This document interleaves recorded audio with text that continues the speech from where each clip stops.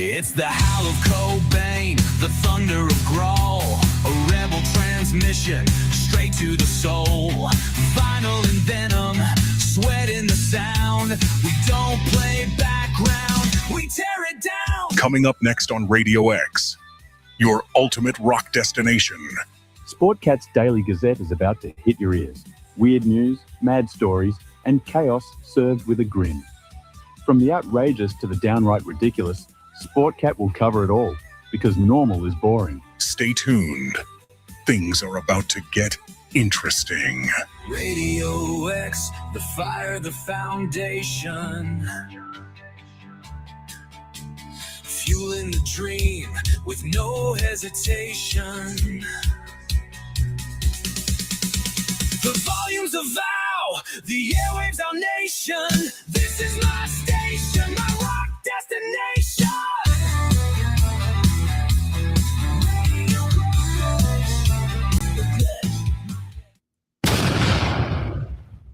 The boss jock has entered the building. You are listening to the Sportcat Show. That's right, ladies and gentlemen, boys and girls, children of all ages. You have the one, the only Sportcat. I am coming to you live from my mom's attic in East Tennessee. Welcome. I'm glad you're here. Thank you for allowing us to tickle your ears. I want to encourage everybody to please come over and find us on YouTube and join the chat.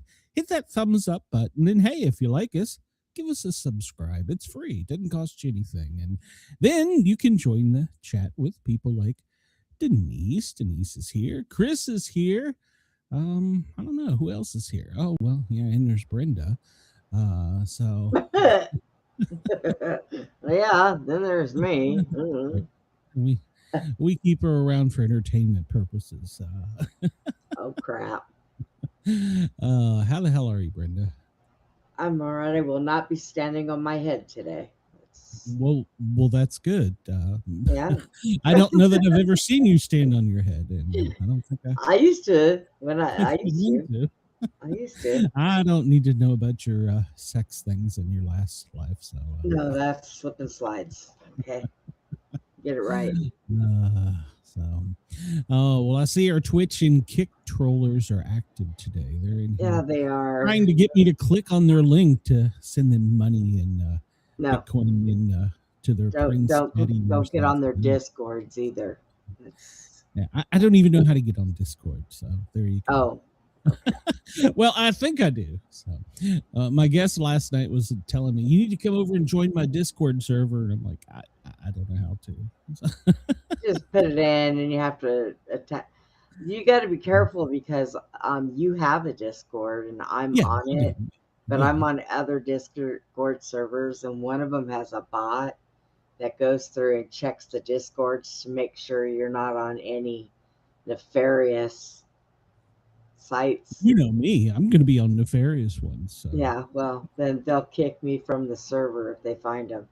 Yeah, I don't even know how to find it. I would be death by association with you. You'll be guilty by association, and you are. Yeah, whatever. I want to find somebody in Georgia or wherever the hell it is they're from and spit some beech nut in their eye. Then punch them in the face and drag them down the street and beat them royally after that. What? Ginger is having I don't know if I followed up about her vet appointment, but it appears she has some trauma to her windpipe from a previous owner, from where they've either choked her, strangled her, her collar was too tight. And as she's getting older, it's getting harder for her to breathe, and she's having a bad day today. And it just really tears at my heart because there's nothing I can do. Can't they fix that? No. It's the cartilage around the windpipe at where our epiglottis would be is collapsing, and there's really nothing they can do. No. Yeah, so I want to find whoever had her before me and beat the absolute living shit out of them, because you don't do that to animals. So Yeah. so I'm having a rough day. We'll make it through. So we'll find something. But one of the, found working in EMS, one of the best things you can do for people that have trouble breathing is a fan in your face. It may not actually improve the quality of the air or even the quantity, but it makes them rest easier. So she's got a fan on, but she's chosen to leave it now. So, I got to get away from you.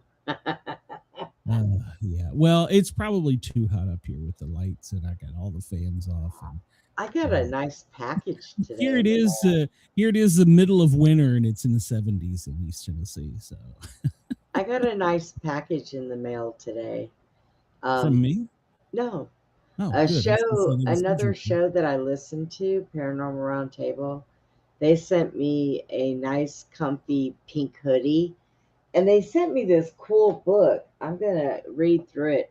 It's called the Hidden Headlines of Texas, and it's yeared from like 1860 to 1910. And it's got like old articles in it that were way back in the day. One of those for every state, or is it just your state? I don't know. I don't even know where they sent it to me. I'll have to ask Josh and Nellie where they got it. But, yeah, I'd like to know if there's one for Tennessee or maybe Georgia. Yeah. So, well, all of my grandchildren are off playing with nuclear isotopes at Oak Ridge at the nuclear museum. So they're gonna all come home glowing. Yeah, they probably will. So, it's a funny story you say that. Every time I've been to Oak Ridge, I get a headache. I'm sure there's no correlation, but it's just weird. So, but some of the best you can get in East Tennessee comes from Oak Ridge. Big Ed's Pizza. I'm not getting paid to say that. So maybe maybe you're sensitive. I am sensitive. That's what all my girlfriends have told me as they've ripped out my heart and put it in a food processor. So, then before they leave, they say, "You're just a dick." Well, there is that. And then a couple of them have checked into mental institutions. So, right. I think it was their fault, not mine. Hey, Sherry. How are you? We had a great show last night. Did you tune in to the whole episode by any chance? I didn't catch the whole episode. I caught some of it, but I had your show going, and then I had Kayleigh's show going, and I mod for Kayleigh, so I was watching the chat and kind of listening to your show, and I guess that's why I have Denise as my mod, since you refused to do it for me. So. See, there it is. It's finally come out, the truth. I don't refuse to ever do anything. I can mod 2 channels. I just watch the chat. Well, you did have a person asking you questions directly last night in the chat. They wanted to know more about you. So. I am slowly but surely getting my vision back in my right eye. I'm just as sexy as I was before, Brenda. Oh, well, I'm pretty sure I can see out of one eye, even if I can't use the other. Yeah, don't give me no shit. As long as you can hear. So there you go. I can hear out of my ears today, kind of. Yeah, okay. Yeah, so you get your little demon horns on there. So now the show last night was actually really good. I didn't, you'll have a guest request to do the whole 2 hours, and you just don't know if they can pull it off, because I've had that happen before, and like 40 minutes in, you're like, are we done here? But Scott, he carried the whole 2 hours, and he is so passionate about helping people, especially those with special needs, learn about disc golf that and it just showed. So it was a great show. We'll have him back. And my new sidekick, Jen, She's amazing. She asks all the right questions. She thinks of things I don't even ask, which is what I need from my co-host because, I'm pretty stupid. So, but yeah, You it and was me good. both. It's It's good. okay. Yeah, I don't know. I don't know why I have you. So Shut up. I still haven't figured it out. You're supposed to You be can't get dressed in the morning without me. What the hell are you you're talking supposed to about? be you're supposed to be the yin to my yang. Yeah, I'll yang you, all right. Chris says you and JM did a great job last night. Well, thank you, Chris. We really tried. Where am I going? It was fun. It really was. And I encourage anybody, you too, Chris, anybody, go out and get a set of discs. They're cheap. You can get them at Play Again Sports. You can find them at Goodwill sometime. Even if you buy a new set, it's like $20 for a couple discs. Go out to the park, get out in the air, enjoy some wrong button. Enjoy some good, clean outdoor time and have some fun. So and get very frustrated because you keep losing your discs. So. I can think of so many better things to do out in the sun than play disc golf. Yeah, I can. It's a lot of fun. No. And if I can ever get KG and Chris in Tampa to see a baseball game, that's exactly what we're going to do. We're going to go play disc golf over there. No, you're not. You're going to go collect iguanas. Put them back in the tree. No, I will have an iguana taco while I'm there. No. Damn it. You're not agree. supposed to eat the iguanas. Curling can be in the Olympics, so should disc golf. So I still don't understand curling. I like to watch it because I love to hear them yell at each other in languages I don't understand. So, and speaking of the Olympics, there is a scandal that I haven't covered, and I still don't have an article about it. Penis gate. What? Penis gate. Yes, you heard penis gate. In the Olympics? Yes, in the Olympics. What in the Sam hell? So apparently in the ski jump, the long jump or whatever they're called, where they hurl down the mountain at 100 miles an hour and launch themselves into the snow. Mm-hmm. So apparently when they're getting fit for their uniform, their body is scanned naked and and the suit is made skin tight, which, okay. But athletes have learned that if you inject hydrochloric acid into the pee hole of your penis, it will enlarge the size of your penis. Who gives a shit? Your skin going downhill. Well, that is correct. But if you have more surface area due to physics, you have more lift.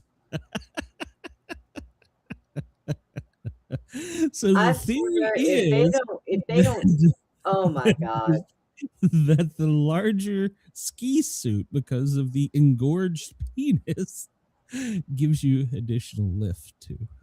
Okay, men have got to stop planning the Olympics. That is it. It's done.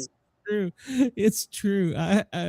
What in the hell? I had to go look at the science of that last night, and I'm like, wait a minute. You mean I have missed out covering this story? So there is something the matter. Penis lift in the Olympics and Bad Bunny in the NFL. What in the hell is going on? Penis skate is penis that skate. And apparently there's some STDs going through Olympic Village. So well, they ain't got nothing better to do than to sleep with each other. So what the hell? Don't they check them for that shit before they perform? Well, I don't think it's been covered under doping. So because they're usually looking for performance enhancement, to like make you healthier, better cardiovascular, better, whatever. But you're gonna turn me into one of those crazy people that protest shit. Like no more Olympics, no more NFL, just because the penis gate and no. You're gonna be looking at the ski suits to see if the size of their penis matches the size of their suit. I don't care. They could have two fucking heads with raging tongues coming out of their penises. I don't give a shit. Oh, that's Penis gate does not belong in the Olympics. I Okay? agree, but it is amusing at the see. Now here's a fun fact. In disc golf, we don't do that. So Oh, Jesus criminy. That's because when you do disc golf, it's for like old men that it's shriveled back up and they have yeah. innies No, now and no, nobody gives a it shit. is a collegiate sport. No, Colleges have disc golf teams, Brenda. Come on, this is collegiate. They have a they have disc golf professional in PDGA. college. Yeah, yeah.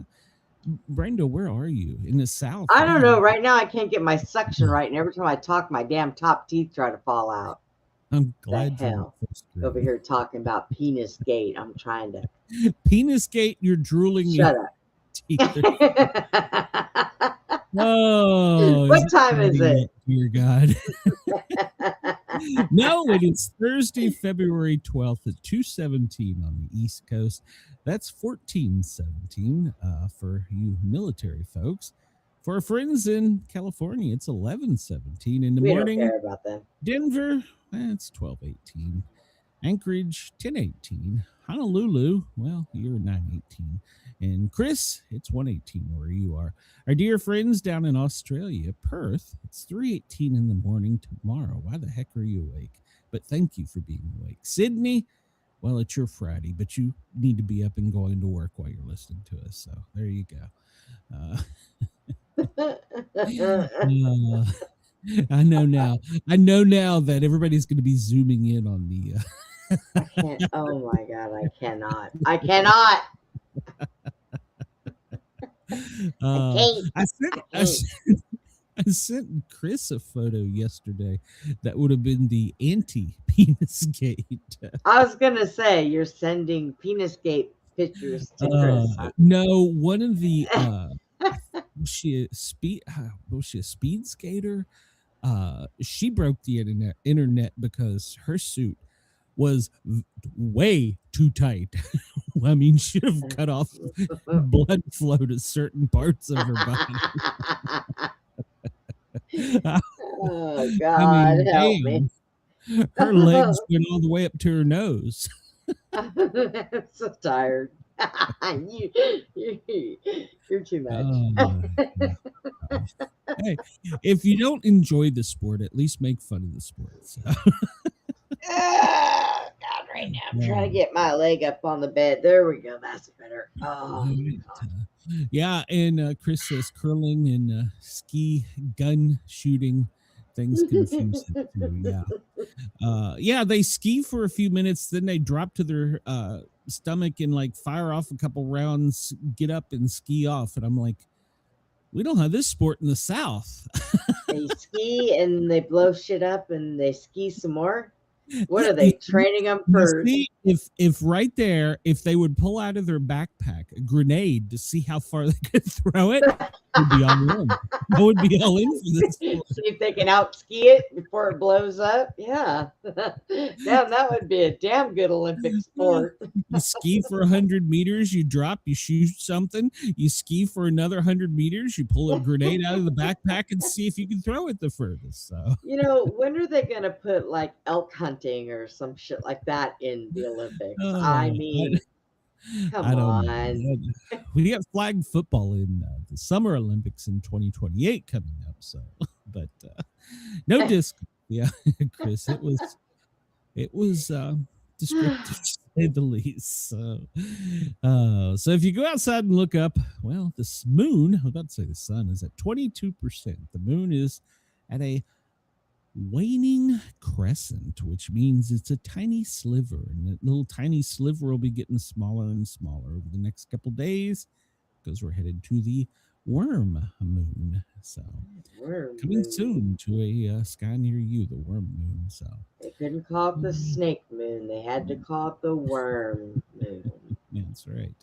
Apparently that guy works for the Olympics. Probably. I don't know. I thought I had I guess I don't. I guess I deleted the one. I don't. Well, the sun is running behind. So 14 14 minutes, almost 15 minutes behind, son. Let's see. We're not smart enough for any of these. Let's what do we Damn want to do? right. Let's do no, not that one yet. Let's pick one of these. What shall we pick today? We've picked television recently. We've picked music, not very well, but we've picked it.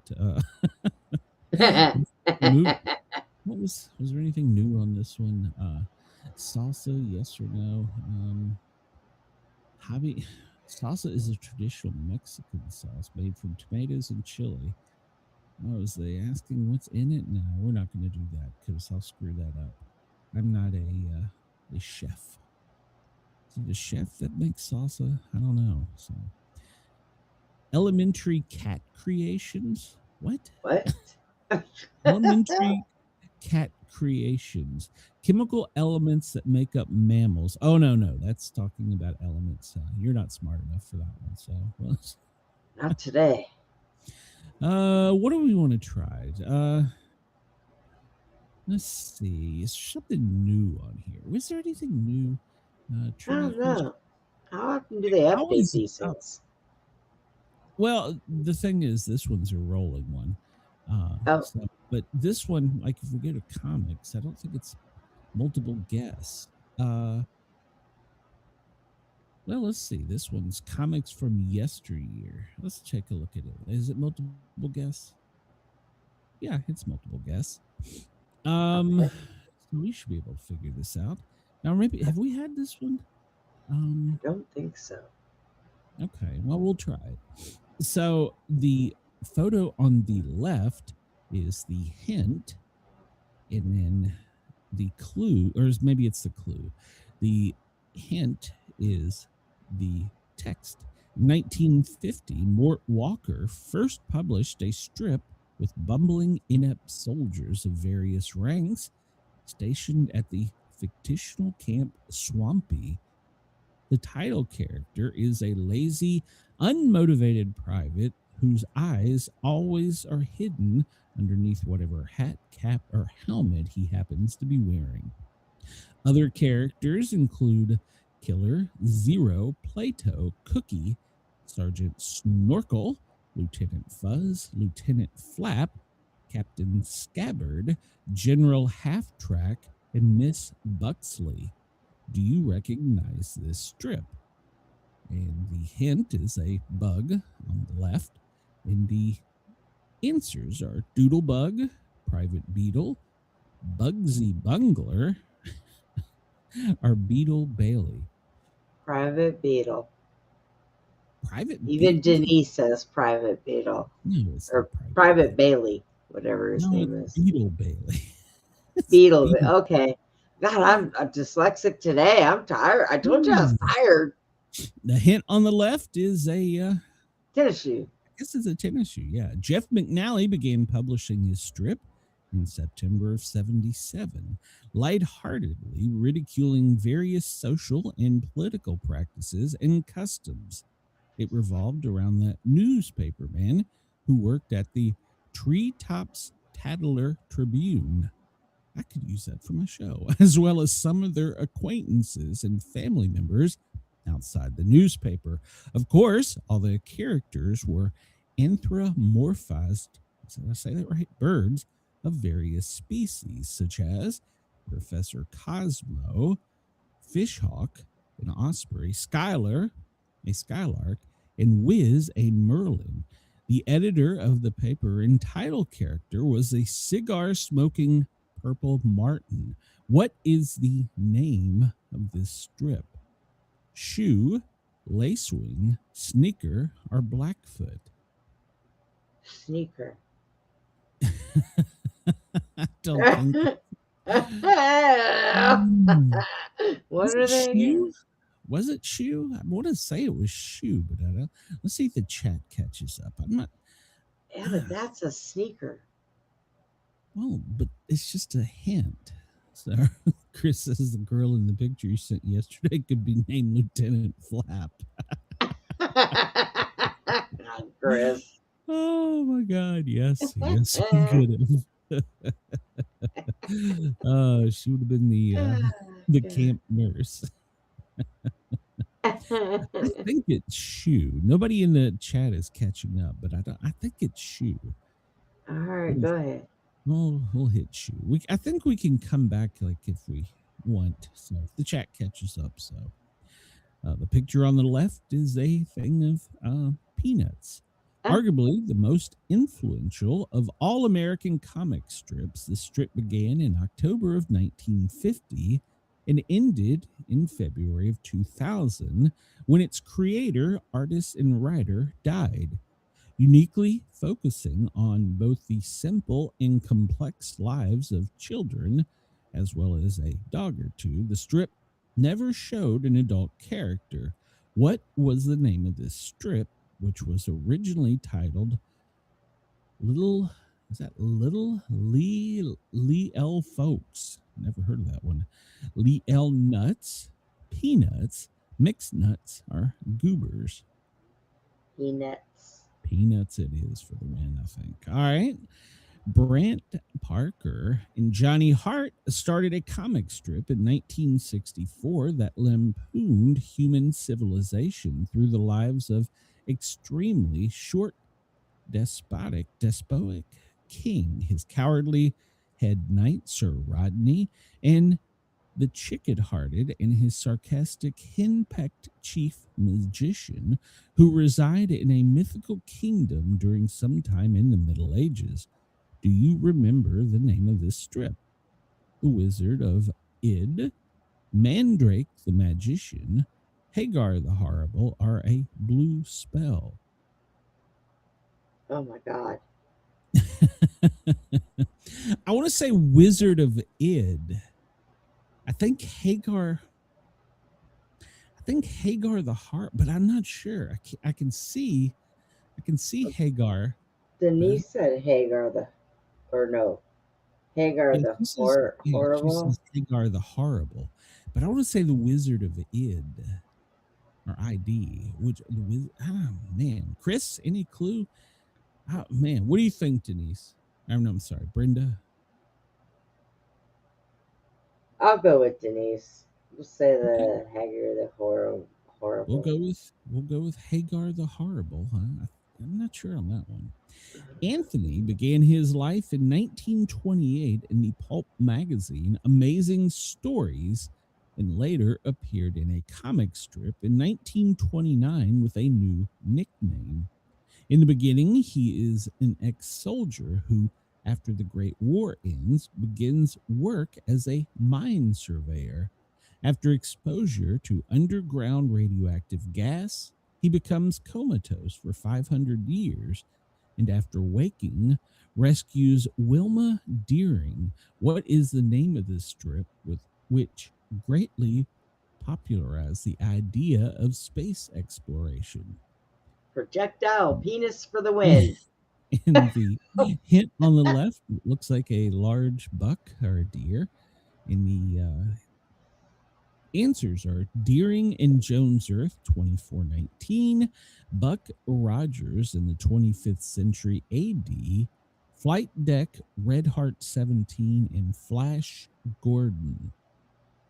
Well, see, I don't think Buck was ever comatose, so I don't think it's him, which leads me to wonder, was Flash Gordon ever comatose? And I don't remember any other main supporting characters, but the hint is a deer, so that leads me Buck to Rogers. Was that? I mean, it could be. I don't remember him ever being. I just thought he was a guy.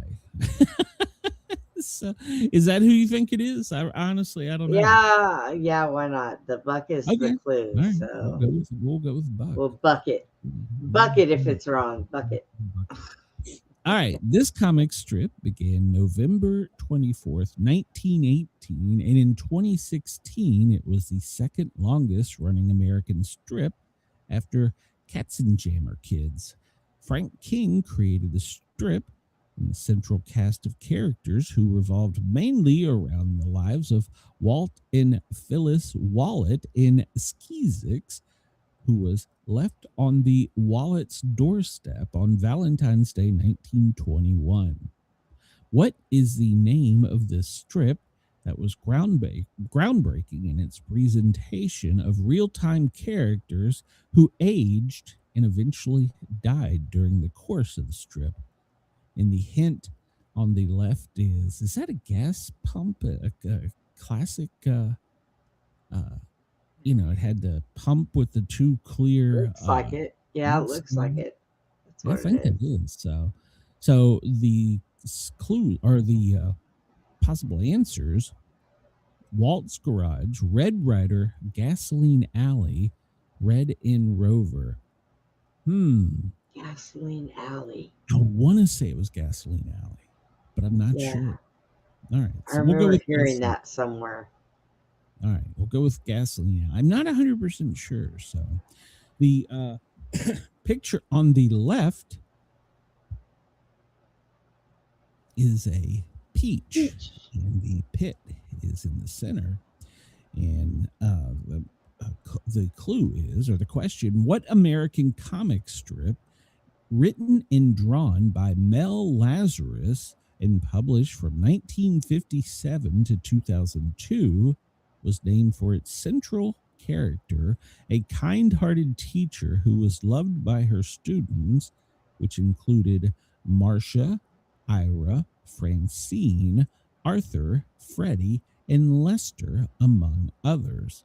Is it Miss Peach, Only Half Fruit, Miss Pitt, Miss Pizza, or Peaches? Any suggestions there? Chris says this quiz is difficult. Yeah, it isn't as easy as I thought. So. But it's okay. That's what makes it fun. Maybe this will encourage our listening audience to come over and help us out because we're like stupid. So I think it's Miss Pitts. Okay. All right. I can go with that because I'm not sure. So, all right. What is this on the left? Is that that's a pogo stick. The Okefenokee Swamp, straddling the border between Georgia and Florida, is the setting for this Walt Kelly comic strip that ran from 1948 to 1975. What is the name of this cartoon with a possum for its main character? I didn't. Bobby Dizzle. Hilo. Bobby Dizzle. Jumpstart or Ziggy. Ziggy. I don't think it was Ziggy. I think it was Pogo, but I don't remember. Okay, wait. What were they all again? Probably Pogo. We'll go with Pogo. Hilo, Pogo, Jumpstart, or Ziggy. Go with Pogo. I don't remember a possum though. Now I must find the possum for Bobby Dizzle. He lives rent free in our heads. That's right. The picture on the left is a red fox. The hint is Roger, Andy, Peter, Paige, Jason, and a pet iguana named Quincy are a suburban family created by Bill Amend. What is the name of this comic book strip that focuses primarily on Jason, a 10-year-old boy genius who is easily frustrated by such things as having nothing to do after finishing the entire school year homework in 1 week, or getting only 72 correct answers out of the 20 questions on a test? Wait a minute. 22 correct answers out of a 20. I don't know where that came from. On the fence, Foxtrot, Reds Run, or Meet the Foxes? Whew. Well, shit. I got no clue on this one. I don't remember this Denise one. Denise says Red Run. Reds Run. Okay, we can go with that. We can always go back, I think, and change our answers. All right. Last one. It ain't gonna get any better than that. We ain't going back change shit. Created by Ed Dodd, this strip focuses on the adventure of a wildlife photographer and the writer for this fictional Woods and Wildlife magazine. What is the name of this comic strip that began in 1946 and is a staunch advocate of environmental and ecological causes? The picture on the left looks like a, I don't know, like an old rundown picket fence on the right with a sidewalk going in the middle. And the hint is, the answers are Off the Beaten Path, Mark Trail, the Pathfinder, or Johnny Trailblazer. I want to say this one's Mark Trail, isn't it? You got me. That was before my time. Okay, we'll say Mark Trail. And Denise says, I think it's Johnny Trailblazer. Okay, I'll change it to Johnny Trailblazer. All right, we're in. We're locked in. And number one, which was Beetle Bailey. So in 2016, at the age of 92, Mort was still producing his strip with the aid of his sons and other assistants. So Beetle Bailey is one of the longest running strips. I wonder if he's still going. So, at one point in the 50s, the strip was dropped from Stars and Stripes Tokyo edition because it was thought by some to be encouraging insubordination. This marks the only time in the strip's history that the United States Army had any problem with Walker's Beetle Bailey. Okay. Number two, we got correct as Shoe. Jeff McNally wrote and drew Shoe from 1977 to 2000 when he died. It was continued at that point by Chris Cassatt, Gary Brookins, and Susie McNally, his wife. The title character, P. Martin Shoe Shoemaker, was based on Jim Shoemaker, who McNally worked with at Chapel Hill Weekly in North Carolina. Huh, okay. That's a sneaker. Well, whatever. One of the characters who appeared with regularity was Senator Baston D. Belfry. Note the pun on bats in the belfry. Yeah. There we go. All right.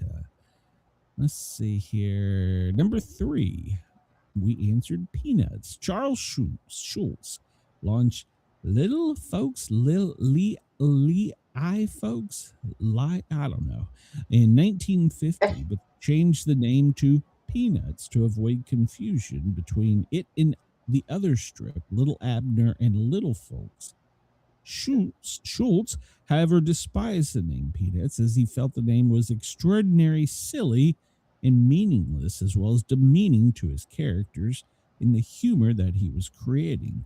Thus, all of the books and television specials he published had other titles with the names of Charlie Brown or Snoopy mentioned, and the Sunday strip was eventually called Peanuts, featuring good old Charlie Brown.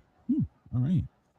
And we got this one wrong. I was right. Ha! I'm vindicated. The title Wizard of Id, or ID, is a deliberate combination of the Wizard of Oz and the Freudian term for the primal part of the human mind, the id. Okay.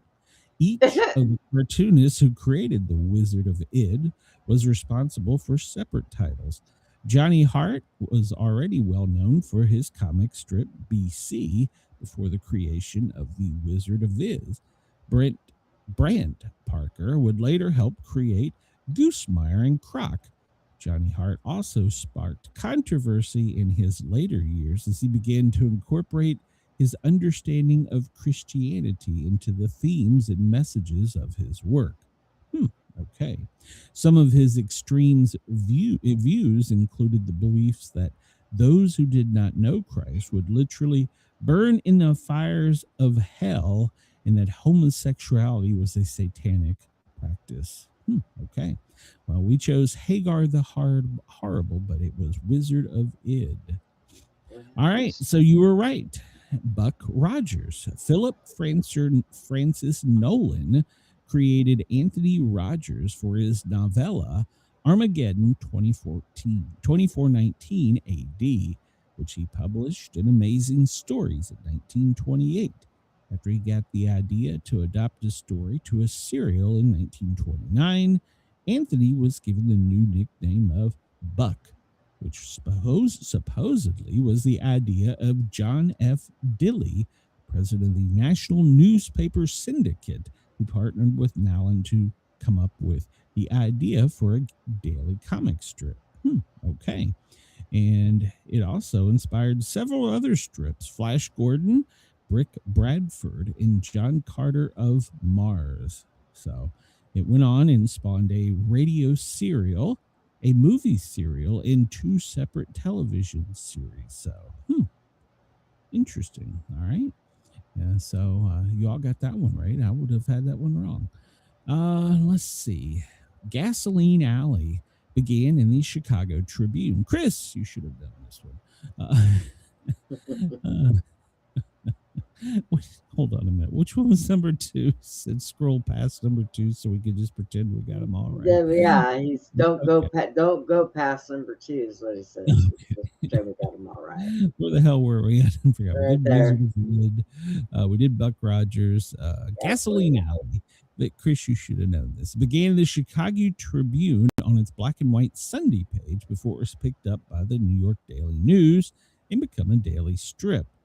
When it was only a Sunday strip, the primary focus was a weekly discussion about automobiles by Walt Wallet and his neighbors, Avery, Bill, and Doc. Avery was especially worthy of notice because after everyone had begun using cars with starters, he stubbornly held on to his car that used a crank.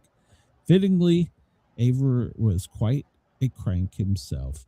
Frank King was the creator of the strip and the first writer and artist. He worked on the strip from 1918 to 1959. So the strip inspired 2 films, Gasoline Alley and The Corky of Gasoline Alley, both released in 1951. Okay. Look, we did good. Look, we passed them all. There you go, guys. This was so hard. Show is over. Everybody have a good day. Miss Peach. You got this one wrong, Brenda. Mel Lazarus was inspired to create Miss Peach because of a contest launched by United Feature Syndicate, which was searching for new comic strips. Lazarus examined several different strips being published around the country and could find nothing that revolved around children attending school. He didn't win the contest, but he did catch the attention of the publishers of the New York Herald.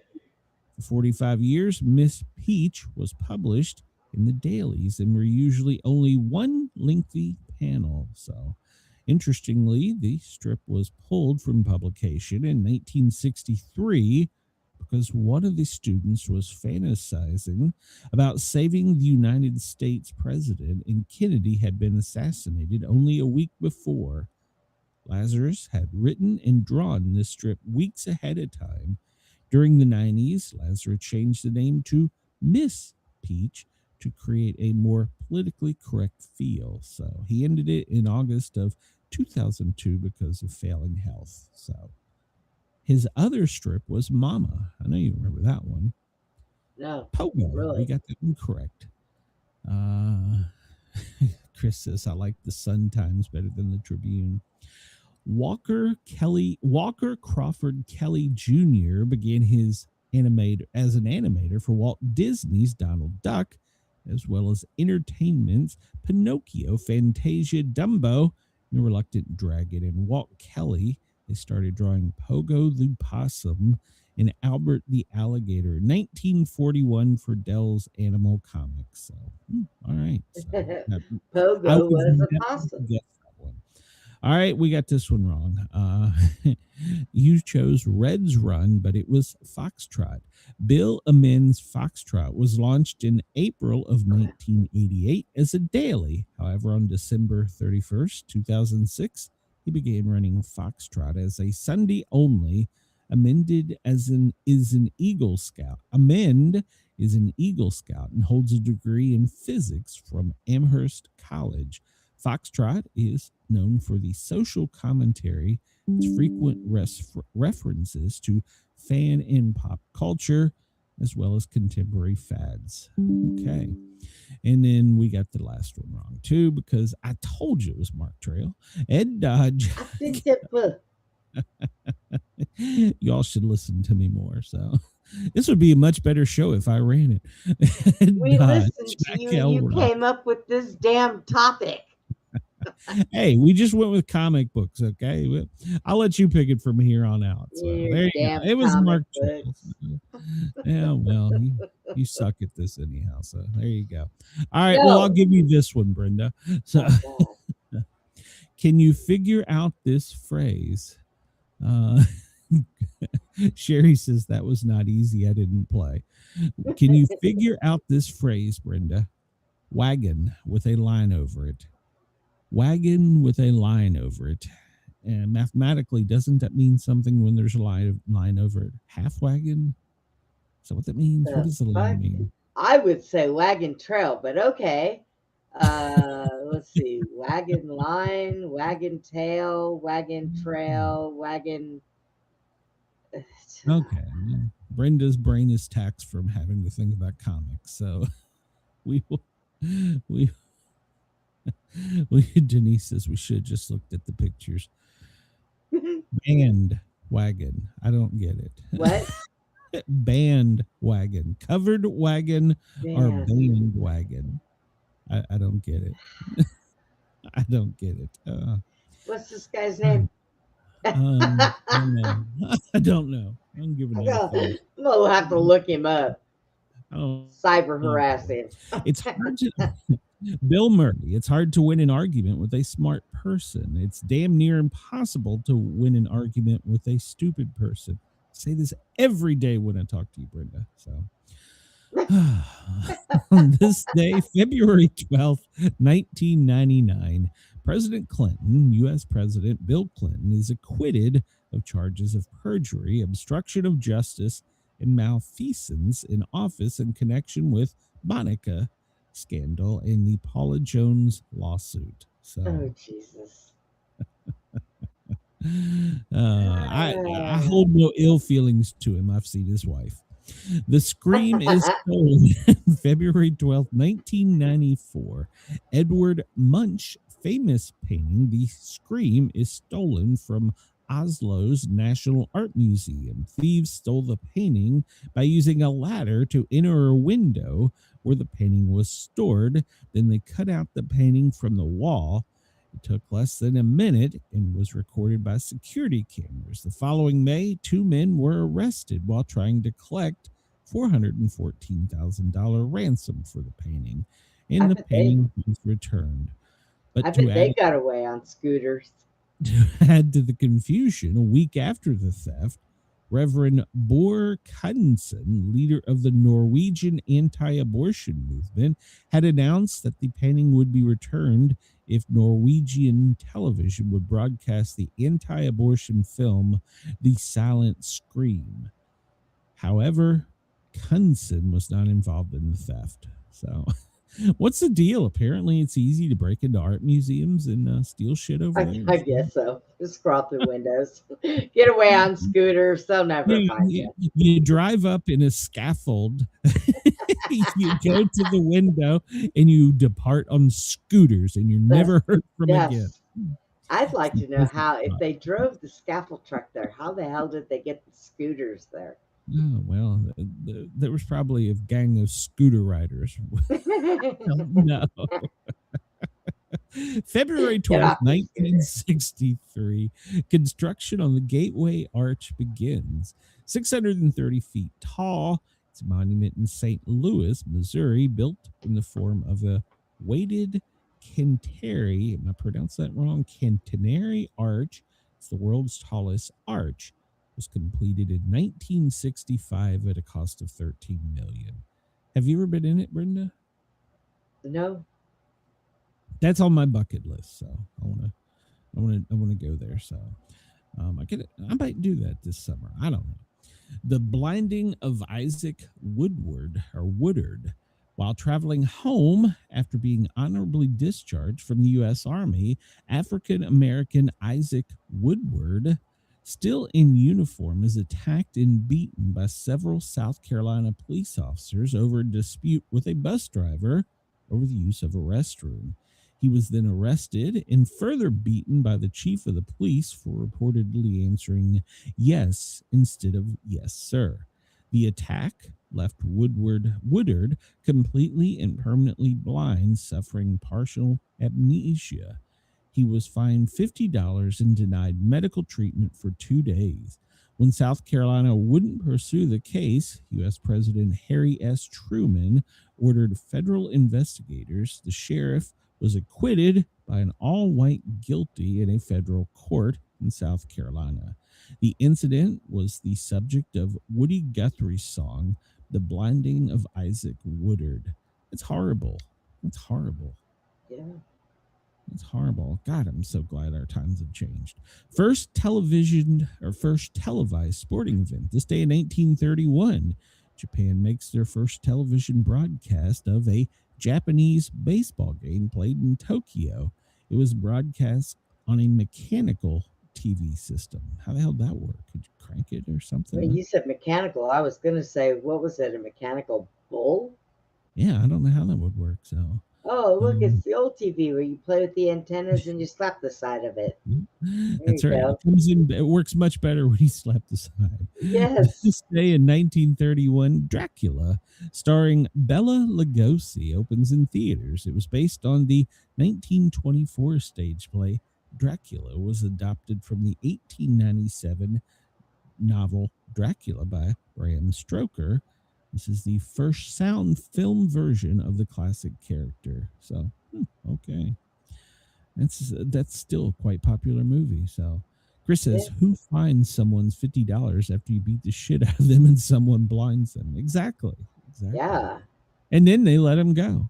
They acquitted him. This day in 1924, Rhapsody in Blue. George Gershwin's Rhapsody in Blue is performed publicly for the first time. It premiered in a concert titled An Experiment in Modern Music at Eloyan Hall in New York City, with Gershwin playing the piano. The piece combines classical music with jazz. This day in 1964, the first Beatles concert in the U.S. Beatles performed their first concert at Carnegie Hall in New York. Brenda, did you pass out when you were at that concert? I wasn't there. Ah, okay. Life is Worth Living. This day in 1952, the TV series Life is Worth Living debuts, hosted by Bishop, later Archbishop Fulton J. Sheen. It was one of the most successful religious TV shows of all times, and is believed to have been the most widely viewed religious series in the history of television. It ran until 1957, followed by the similar series, also featuring Sheen from 58 to 61, and 61 and 68. Sheen had hosted the radio program on the radio program The Catholic Hour from 1928 to 1952. And see, they could take his picture. He didn't even have to have a drawing. So yeah. This day in 1931, Vatican Radio began broadcasting with the call sign HVJ. The political message Omni Creatura of Pope Pilate plus the ninth. I don't know. The station was set up by Radio Pioneer. Okay. This day in 1909, the NAACP, the National Center for the Advancement of Colored People, is founded. First around the world automobile race from New York to Paris via Alaska, Siberia, and Russia. Well, heck, that should be an Olympic sport right there. 1853. Illinois enacts a law requiring all Negroes who enter the state and stay for 10 days to be fined $50 or sold into slavery until the fine was resolved. Wow. Oh, now look at them. They don't want anybody to leave Illinois. My what day shady past you have in Illinois. Wow. Creek Indians cede their land this day in 1825. Creek Indians cede all their land in Georgia and Alabama to the U.S. for some land between Arkansas and Canadian rivers.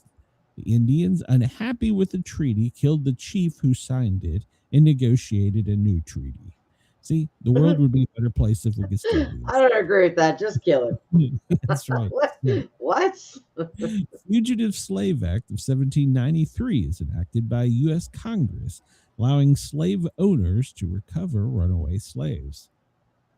This day in 1733, Georgia, General James Oglethorpe lands at present-day Savannah, naming the new colony Georgia in honor of King George II.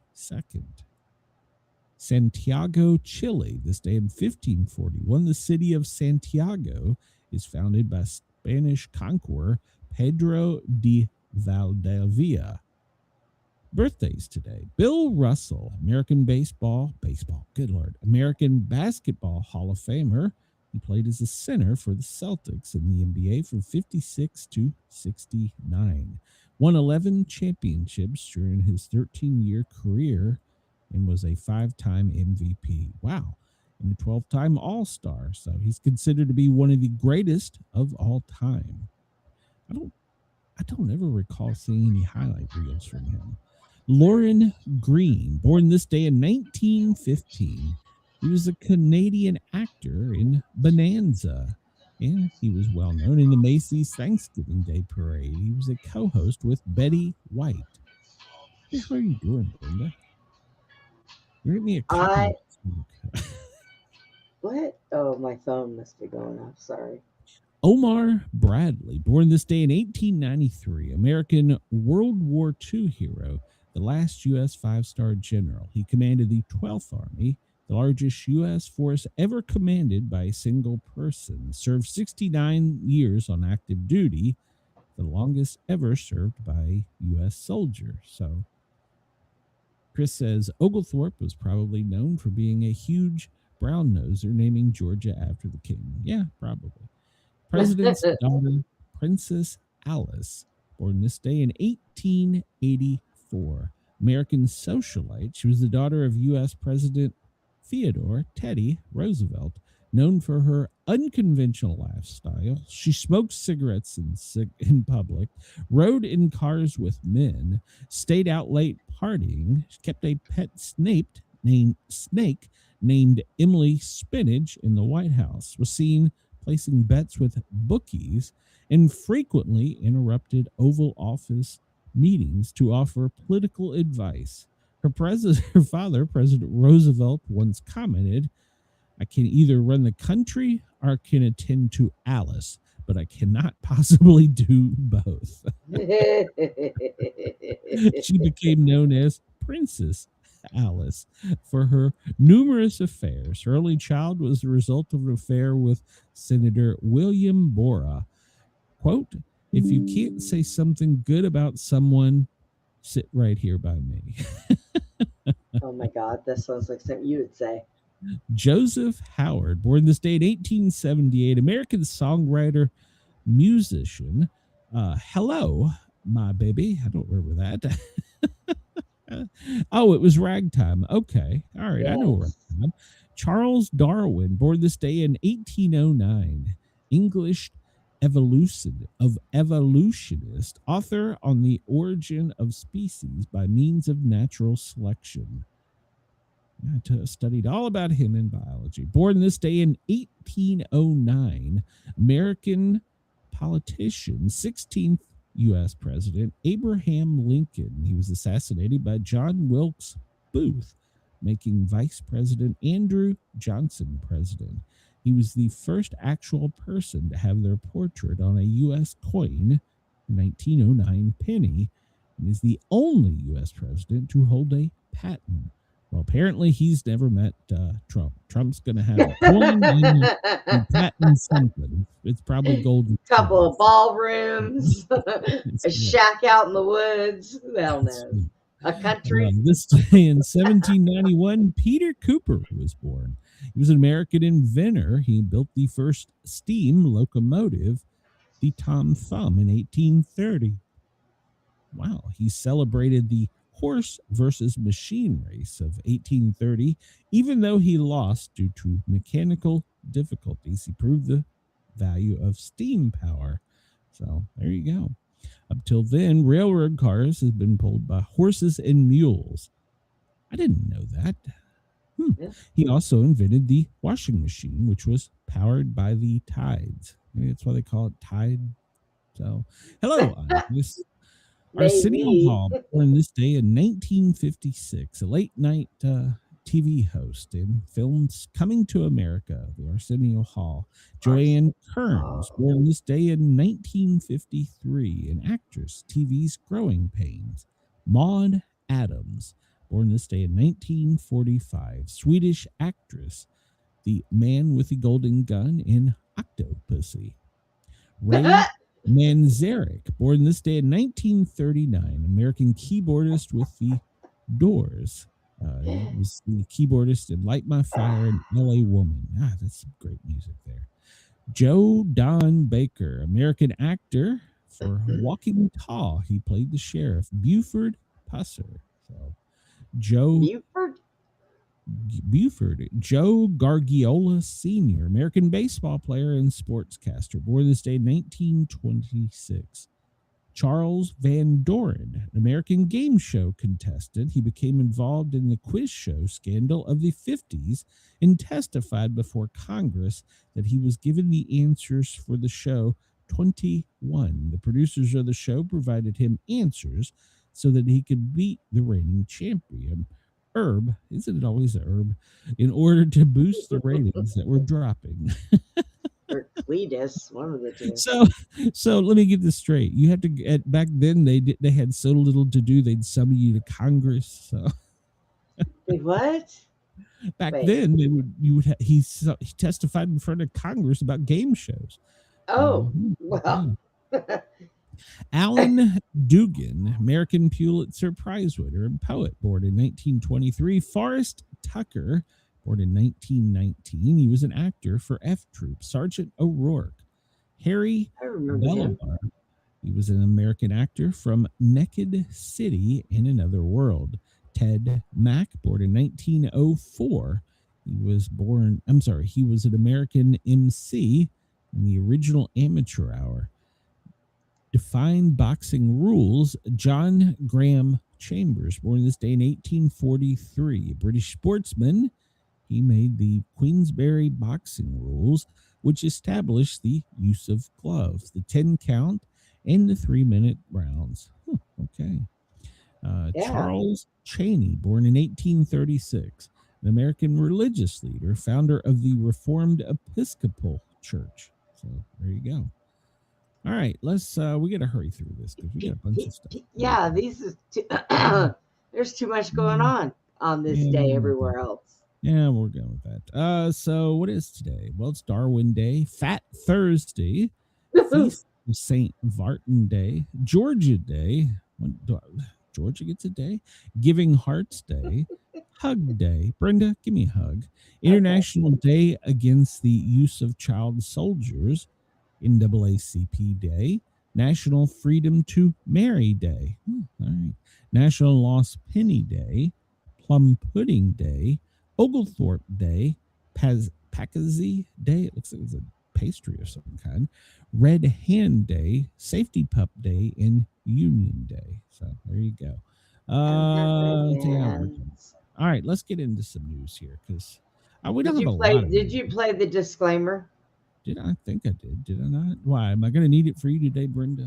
Maybe. The views, opinions, and satirical content expressed on Sportcat's Daily Gazette are those of the host, Glenn Sportcat Jackson, and do not reflect the views of any affiliated networks, sponsors, or platforms hosting the show. That's right. This show is intended for entertainment purposes only. We're fun. Please note, satire and humor, all commentary, especially on news, sports, and entertainment, is presented in a satirical manner. There you go. Statements made on this show should not be taken as factual reporting or professional advice.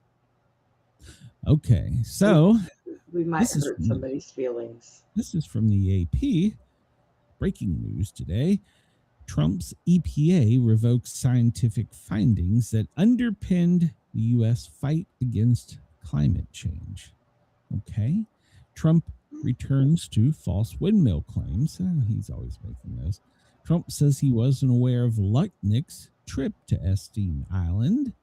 And Trump says that Iran should come to an agreement with us very quickly. And he's got bombs over there.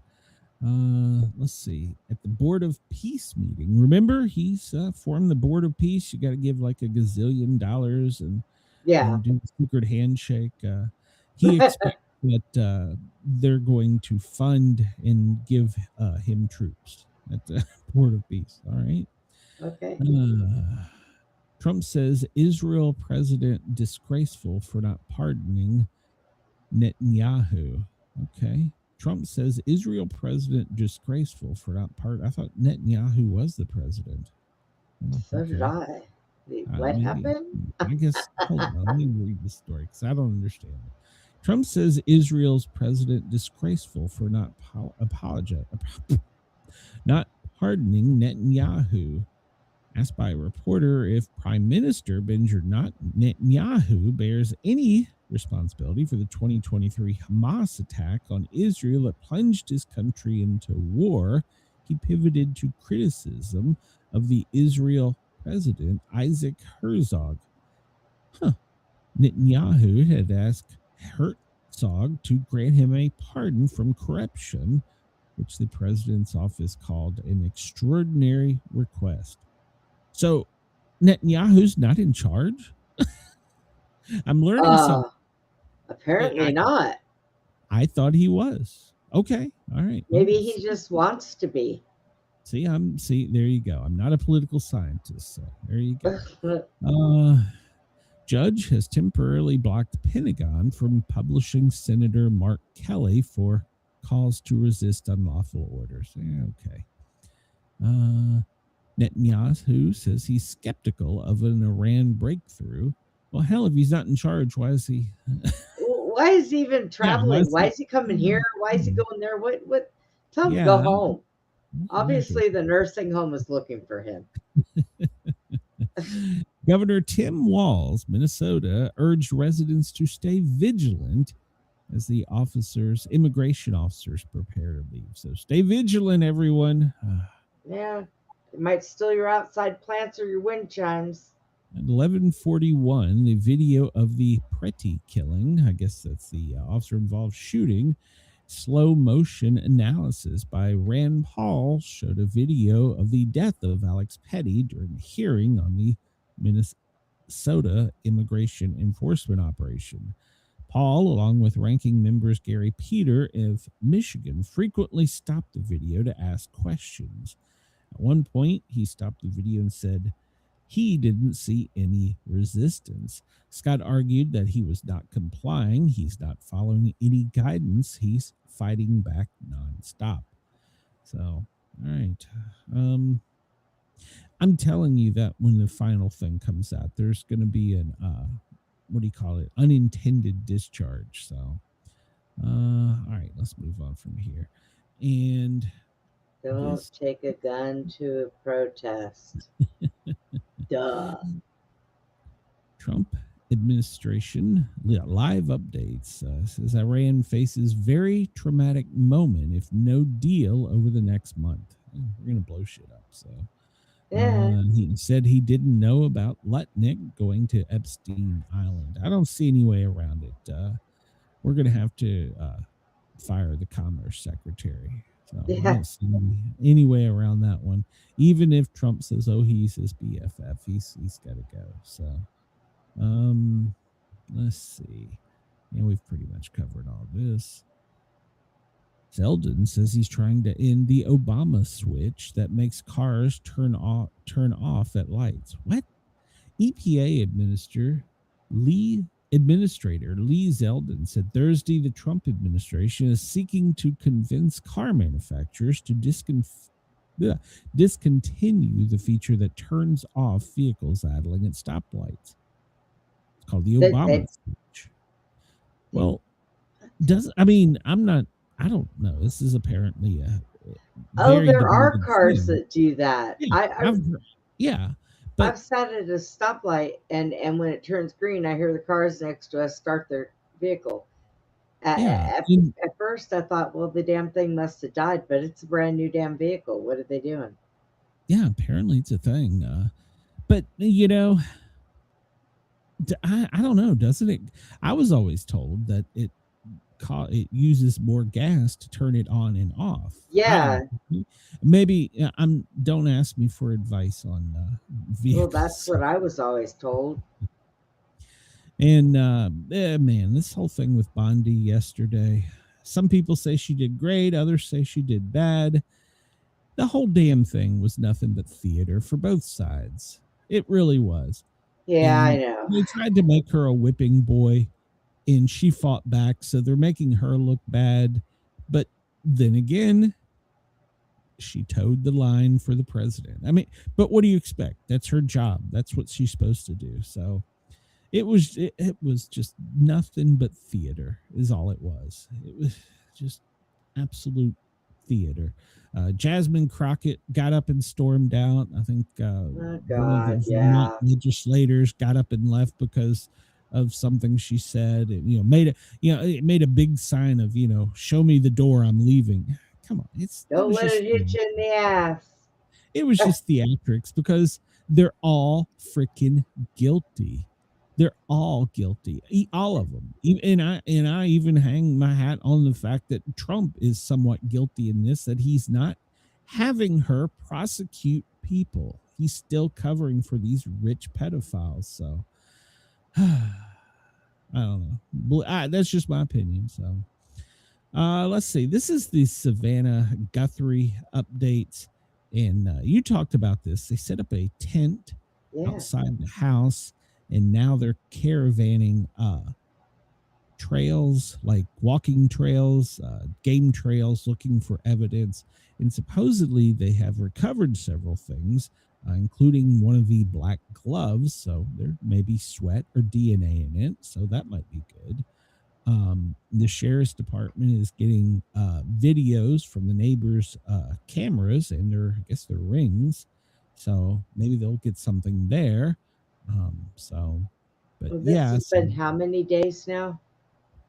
3 weeks. So it's been a bit. So they're just now getting to the neighbors' ring cams, and I agree. If it's anything like mine, after so long, it goes over. So that should have been one of the first things they should have done. I agree. So they're slacking. Yeah. This was breaking news as we come on, going against the president and Speaker Mike Johnson. The House voted to end all Canadian tariffs. So the House overrode the president 219 to 211 to rescind tariffs on Canada, with 6 Republicans joining and all but 1 Democrat to pass the resolution. So I guess they control the purse strings, but the president writes the policy, or is it the other way around? Shit, if I know anymore. I don't know. So, but they do what they want. That's their motto. We do what we want. Yeah. So they said that terrorists will seriously suffer the consequences come election time, and that includes primaries. So it's a rebuke of the president, his signature economic policy. So, and it was a rare instance of GOP defection. So, Trump still maintains a strong grip over the party, according to CNN, but it's slipping a little bit. So, yeah, I'd have to do a little more homework. This was just breaking literally when you and I were coming on, so I haven't had a lot of time to dig into this. I don't know if that is one of the things where the president is like supposed to do it, or it's one of those things that he has to do, because there's 2 different things, and then there's the Trump rule. So across the United States today, people are protesting the retailer Target because of their relationship with ICE. Now, let's be clear. The relationship is they allow them to take a pee, dump, and buy snacks and goodies in their store. In other words, they were open to the public. So, people are protesting them because they let them pee in their toilets. You know, do any of these protesters have actual jobs other than getting paid to protest? Because they're never at work. There's a reason they're called public restrooms because they're for the public. There's a reason the doors are open and they have goods on the shelf so that they can sell them to the public. Yep.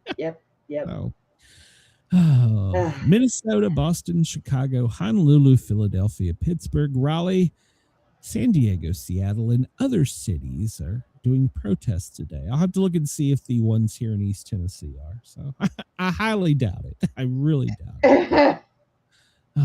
You know, they let them use the bathroom, for Christ's sake. It's not like they made them their shoes or anything. Money. And they bought their pop and their chips there because the Quickie Mart wouldn't sell it to them. So I want to go protest the protesters. Discrimination against some groups of people is okay. No way hypocritical. Agreed. They did what stores do. Yeah.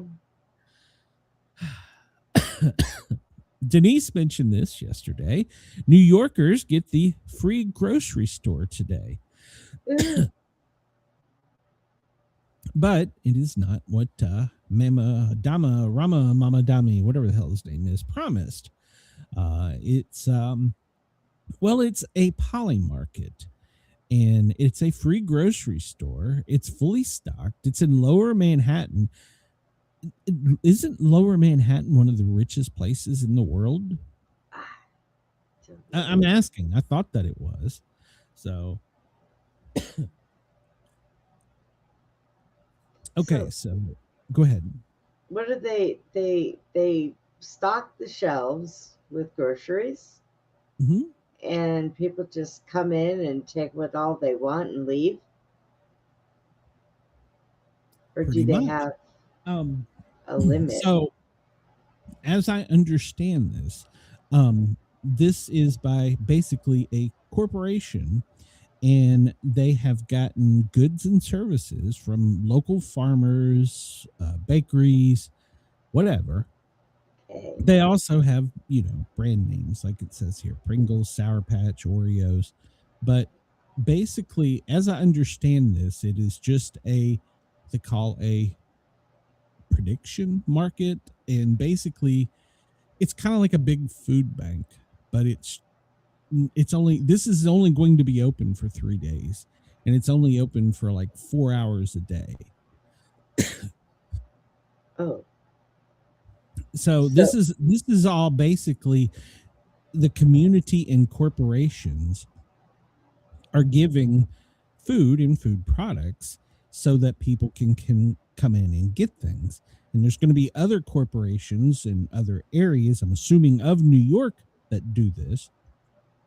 But it's basically like the old farmers market, except corporate America has paid for it, not Zoran Mahama Mamadami.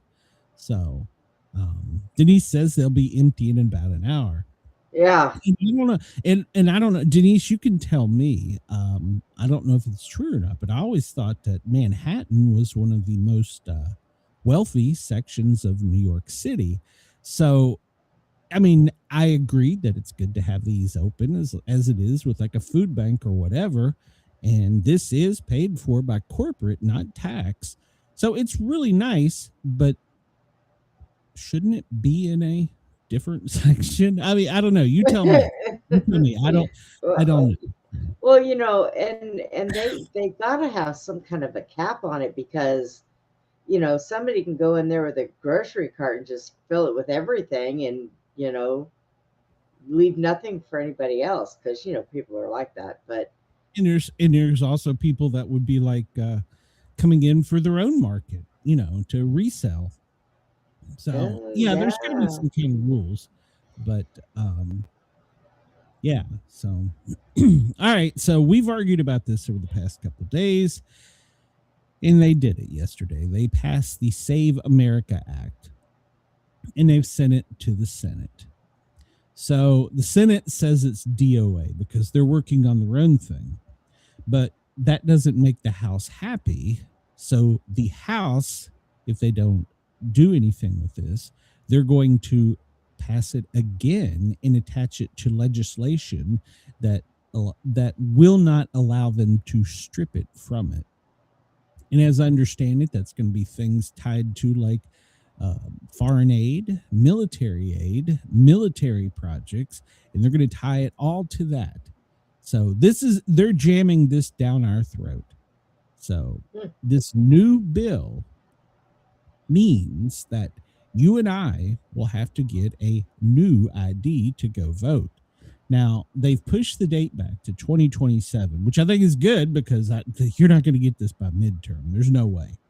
So, and so here's my question. So we've passed the Save American Act. It's not passed through the Senate yet. So it's not a law yet, but it's headed that way. They're trying to force this down our throat to make a federal photo ID mandate for every American citizen. Every citizen born in the United States is going to have a federal photo ID according to this legislation.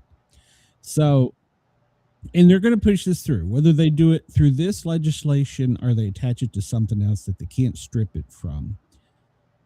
Now, a lot of people are getting this confused, and I'm hearing these shows talking about how great this is. This is great. We need this to blah, blah, blah, because they have not done the homework to read into this bill. This is not the real ID with the gold star on it. This is not that. This is a federal ID.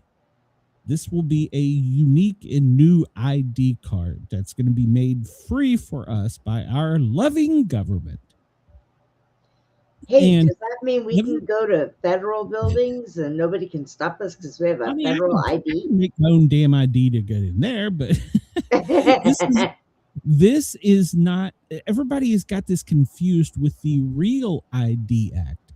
Now let's back up a little bit and talk about the Real ID Act. In 2005, after 9/11, you remember that our rights as American citizens started eroding after 9/11, 2001. It took until 2005 for them to come up with the Real ID Act, which was basically citizens, legal permanent residents, such as green card holders, were eligible for real IDs. Okay, are you with me so far? And they mandated by a certain time that states had to have their driver's licenses in check with this to make them a real ID. This was passed back then in 2005, 20 years ago, so that they could say they were making voting safer. That was 2005. Back up your VHS tapes and look at the stuff. But here's the deal. The Real ID could be for resident aliens, green card holders, people here as students. And from 2005 until now, they may no longer be legal, or this has gotten lax. And, well, let's just go over this real quick. So this is going to go through all kinds of legal. It's going to end up at the Supreme Court. I mean, this is going to be a big. Even if they pass it, I don't see that by 2027 it'll happen. Okay, so you go to the Department of Homeland Security. This is where we are right now, and it says the current status. And this is not up to date, by the way. This is how effective our government is. This is not up to date. So this is as of 2013. And we'll go down here. The Real ID. Some states went ahead and said, okay, you have to be an American citizen to get the gold star, and became compliant. Now, remember, You could also be a resident here on a resident citizen from another country. You could be a student guest from another country. So these states, all these states here, Alabama, Arizona, Arkansas, Colorado, Connecticut, Delaware, DC, Florida, Georgia, Hawaii, Indiana, Iowa, Kansas, Maryland, Mississippi, Nebraska, Nevada, New Mexico, Ohio, South Dakota, Tennessee, Utah, Vermont, West Virginia, Wisconsin, and Wyoming. Notice yours wasn't in there. I noticed that. They became compliant at the time of the act. Certain states, yours was one of them, was granted an extension, which went through 2017. They were granted an extension because they were saying that they couldn't get it because they either had 10-year IDs or they didn't have enough time or whatever. So a bunch of the other states were given that. And then they were given grace periods again. And then there's several states, there's more than what's listed here because it said this is not updated. Non-compliant states, Minnesota and Missouri, right off the top. They are just non-compliant. And they don't have a grace period. They don't have an extension. They're not under review. They are non-compliant. Now remember that. So let's take a look here. This comes to us from Reddit. This is what all the states' IDs look like. Some you see have little gold stars. Some have black stars. But they all have some type of star on them. This is so even states like yours, you get a gold star so that you can fly. This does not mean you're a U.S. citizen. You still with me? Yeah. You're still with me here. All right. Because we come back to, we go over here. Some states opted to say, well, let's have it so they can have mobile driver's licenses. In other words, you don't even need a card. Georgia's one of those states. So you don't have to even have the card anymore. You can have a picture of it on your phone, which is the craziest thing. But okay, whatever. That's called a Real ID MLDS. Are you confused yet? So it's a separate ID from the card that you don't have to have. You can have on your phone. But some states are compliant, some are not. Okay. I don't have any more card holders in my wallet. Thank you.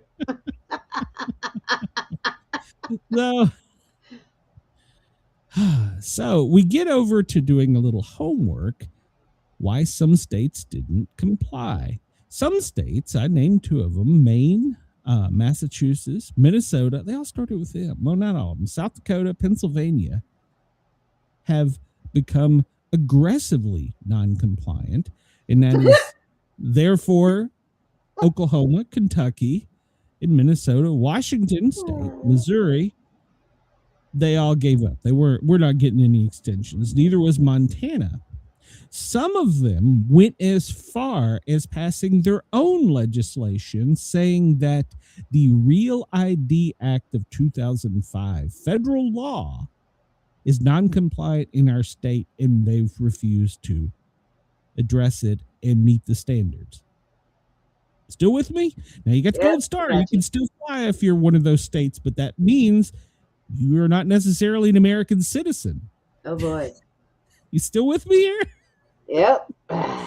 So, 2005, we had this really great idea to have an ID where we will know who's American citizens. We will know who we can have on the fly list, which is the gold star, who can travel, who can do commerce. And we have saved voting. We saved it. Shit. 2025. Now they're coming back and saying, nah, we didn't really do it because the states didn't either listen to us, made their own rules, did their own thing. Hell, some of them are on their damn phones. I do it. Wow. And so now the federal government's coming back and going, okay, you bitches didn't listen 20 years ago. We got this right this time. So now we're going to write a law that says if you're going to go to a polling station, you're going to show a federal ID, period. And the only way around not getting one is, well, you don't vote. Makes sense? Yeah, sure, why not? Nothing that is going on in this day and age. So basically, they're rewriting the law to make it so the states that decided that they weren't going to comply and wrote their own laws and said you can have it on your phone if you want. We don't care.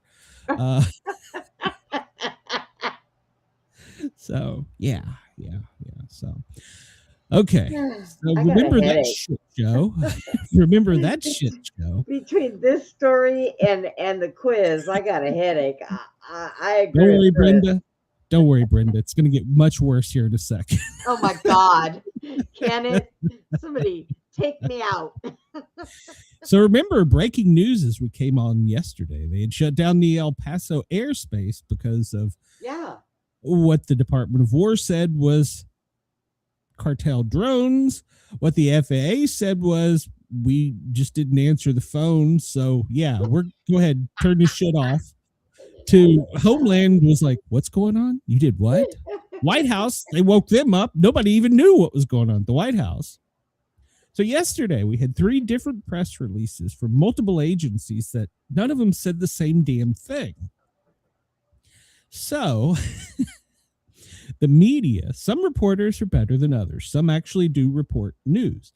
Finally, first it was reported an F-22 was launched and fired a missile that took out a balloon, a party balloon. And then they come back and said, well, there was no actual party balloon.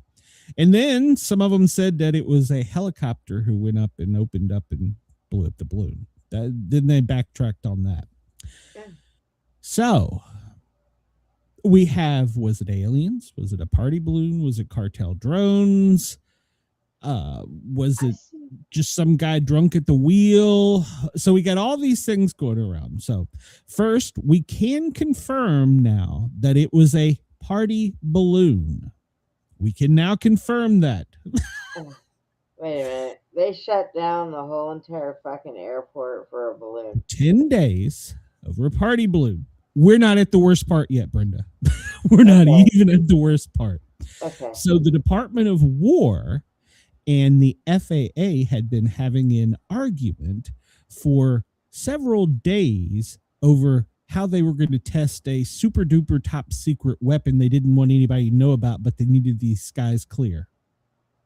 Check. You with me so far? Yeah, I'm putting around in the chamber right now. Go ahead. Okay. All right. Hold my beer. It's still going to get better, Brenda. So the Department of War, now the Army, because there's an Army base there, wanted to test this weapon. And supposedly they wanted to put these weapons somehow at the border so that they could automatically shoot shit out of the sky, but they can't figure out how to do that without blowing planes up yet. So we haven't got the technology there yet. Hold my beer, Brenda. Stories are going to get even better. So the party balloons were eliminated from the sky by a kinetic weapon. Do you know who pushed the button and who actually had the weapon, Brenda? Who? Border Patrol. They weren't supposed to have it.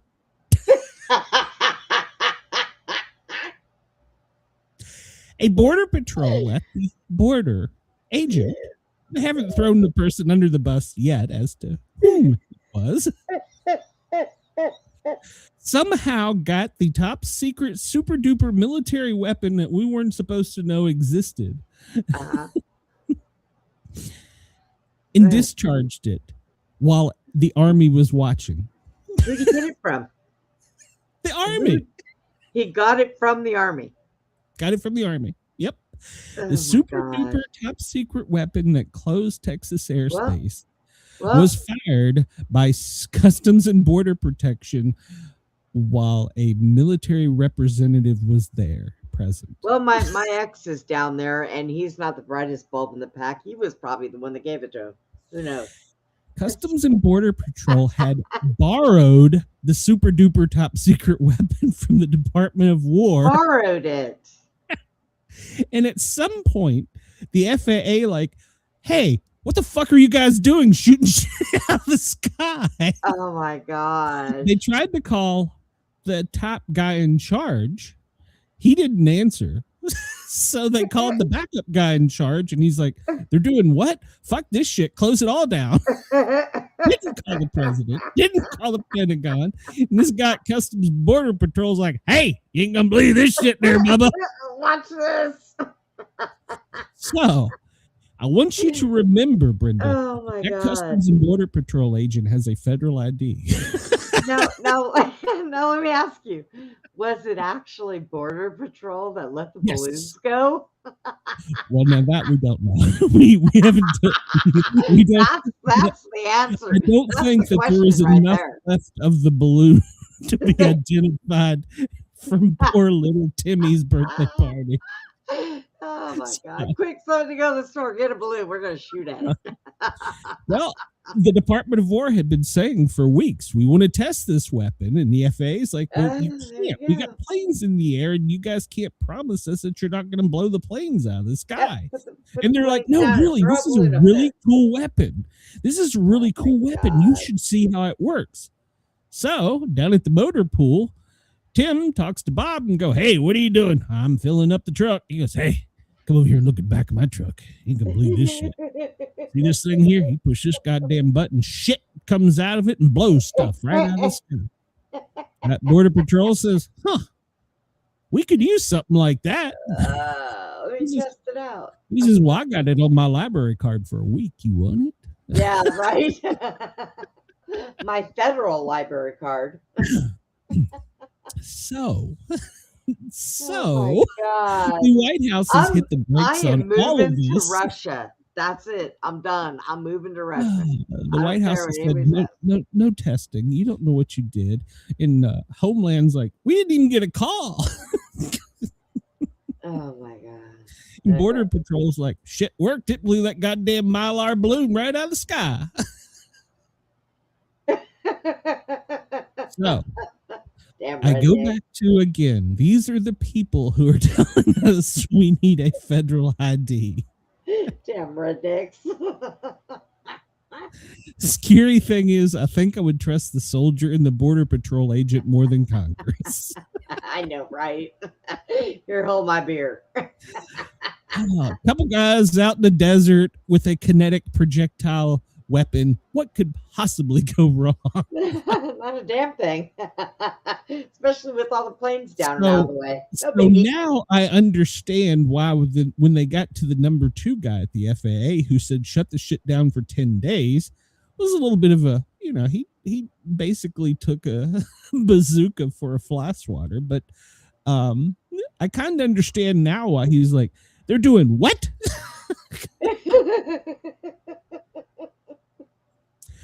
So, oh my goodness.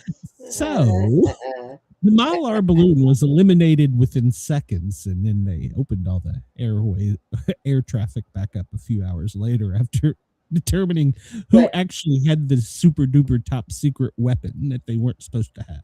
They didn't want to wait and see if it ricocheted off the moon and didn't hit anything on the ground. No. I'm guessing that they had to find Bob from the motor pool and go, what the fuck have you done with Put it? it back.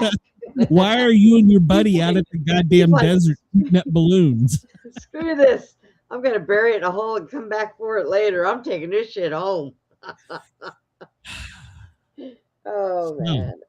Remind you that the Border Patrol agent and Bob the soldier with his library card that had this super duper weapon that probably wasn't supposed to have it, they hold federal IDs. God. So stay tuned. They were Stay bored. tuned. But tomorrow this shit show will get even better. They were bored. They just needed something to do. I mean, what could possibly go wrong with a laser designed to blow shit out of the sky? And you're out there just playing with it. Look, so here's what went wrong. They delayed flights by 10 minutes, but they had a good time. Yeah. Blowing a balloon out of the sky. With a weapon they weren't even supposed to have. Yeah. I bet Homeland when he got the phone call that goes, hey, you know who shot that? And he's like, oh, why are you calling me for? He goes, I'm a border guy. There's I'm a border guy. So What a no letter on that's now. Gonna Once be fun. Minnesota gets hold of this, okay, you're shooting people in the street. Now you got a fucking laser.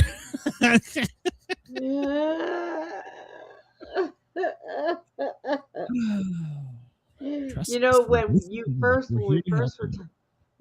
were talking about this, and you said something, I said, "Well, them boys out there at Fort Bliss aren't real smart." Well, we proved that. They gave a top secret. I was not wrong. Yeah, they gave a top secret, super duper classified weapon to some soldier down to Border Patrol, and they were like. So I'm next waiting for tomorrow the story to come out with they have video of Bob from the Border Patrol buying balloons at Kroger's. We don't have Kroger's down there. Whatever it is, what is Safeway, Kroger's, Publix, whatever it is, Walmart. So that's funny. So, and if it was a kid's birthday party that the balloon got away from, and I can only imagine seeing the kid crying as the balloon's floating away, and then suddenly there's a loud hum followed by a blinding flash, and his balloon's gone, that he would somehow be happy. Oh, God. That's my only hope out of all this. So, trust me, we're with the government, so we're here to help you. So. Yeah. Exactly. These are the people who are telling us Reagan is laughing in his grave right now. You know that, right? He is just. You know, if this would happen under the Biden administration, we wouldn't be laughing about it. We'd be angry. But the problem is, we have come to accept stupidity from our government for so long that we're like, fuck it. What could possibly go wrong? I'd have laughed at it even in the Biden administration because, you know, I mean, play stupid games, win stupid prizes. That guy's fired. I have long contended that our next world war will probably be started by some 19, 20-year-old kid that is put in a position he shouldn't be and is afraid for his life. And, well, he has to... push the buttons. I imagine it being like the Roadrunner and Coyote. I mean, shit at this point. Well, hey, maybe Acme sold this to Customs and Border Patrol.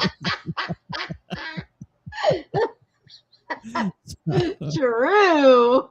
I mean, remember, we now have shotguns that are tasers and lasers. So what else do we possibly have? Oh, my God. So, yeah, we're never going to know the 100% truth on this. There's going to be congressional hearings. There's going to be all kinds of things. We're never going to know the truth. Look over here, not over there. But it appears that the guy in the FAA that answered the phone that was being woke up that morning was like, "What? You're calling me for what? What? They're doing what?" So now maybe it wasn't such an exaggeration to shut it down for 10 days because, well, he wasn't really sure what the hell they were doing. Or how many balloons they bought. So, yeah, the El Paso mayor is raising hell because medical flights they didn't even allow medical flights. They grounded everything, ground stop everything. So there were medical flights. There was blood that was being transferred from facilities that had to go by ground. There was surgical equipment. It just screwed up a whole bunch of shit because some guy lent to a Border Patrol agent a super duper weapon. Yeah, I grew up by a military base. This doesn't surprise me at all.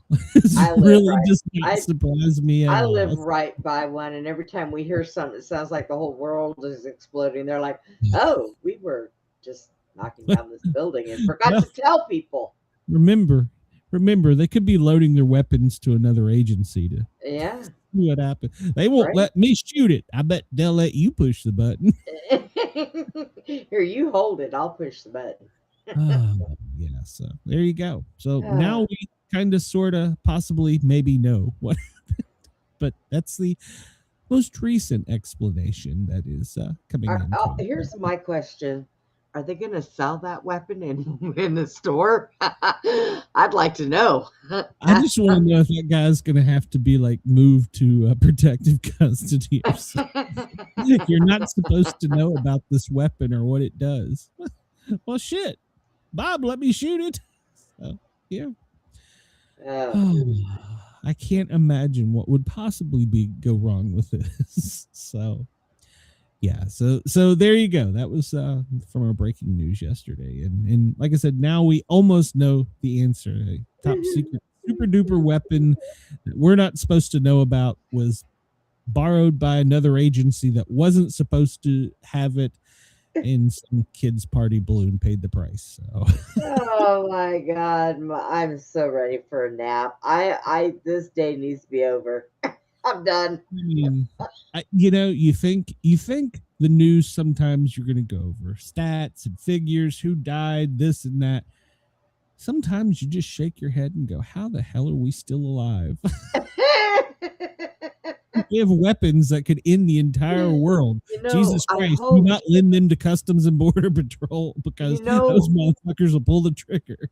We're going to kill China because if they get wind of this story, they're going to laugh themselves to death.